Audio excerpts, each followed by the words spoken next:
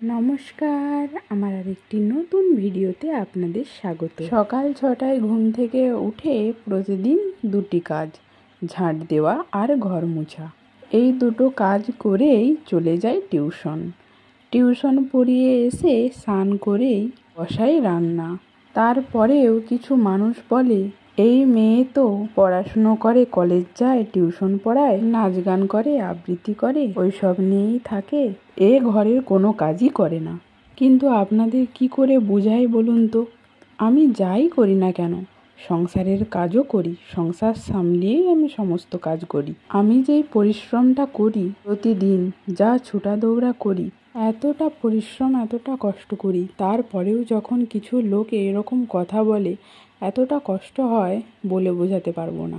ছাড়ুন, আর বোঝাতে চাইও না। আজকে রান্না করেছিলাম মাছের মাথা দিয়ে বাঁধাকপির ডালনা, ডিমের ঝোল, বরবটির বিচাগুলোকে দিয়ে বেসন দিয়ে বড়া ভাজা। এই সব কিছু করে তারপরেই যাই কলেজেও আমার অনেক দায়িত্ব থাকে, অনেক কাজ থাকে, সেইগুলোও সারি, সাথে পড়াশুনোও থাকে। শরীরটা মাঝে মাঝে প্রায় অসুস্থ হয়ে যায়। আগে ছিল আরেক রকম, আমি ভাত রাঁধতাম আর বাকি সব কাজগুলোই ঘরের করতাম, আর আমার যা রাঁধতো শুধু তরকারি দুটো। কিন্তু সুখে থাকতে তার ভূতে ধরে, তাই সে তার বরের সাথে আর শাশুড়ির সাথে চুক্তি করে বলে, বড় যাকেও প্রতিদিন তরকারি রাঁধতে হবে, আমি একাই কেন তরকারি রাঁধবো। সারাদিন আর কোনো কাজ করতে হতো না, এই দুটো তরকারিই রাঁধতে হতো। সেই কারণে এখন দুজনেই 3 দিন ভাগ করা হয়েছে রান্নার। তারপরে এসেও দুপুরে সবার খাবার বাসনগুলোও ধুই।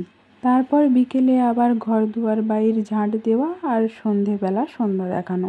রাতের বেলা কোনো কিছু তরকারি খেতে ইচ্ছে করে না, তাই প্রতিদিনই আলু ভাতে, টমেটো ভাতে ভাতই হয়, সেটাও করি। এই হলো আমার প্রতিদিনের কাজের লিস্ট। আজকের ভিডিওটি এই পর্যন্ত, দেখা হচ্ছে নেক্সট ভিডিওতে। শুভরাত্রি।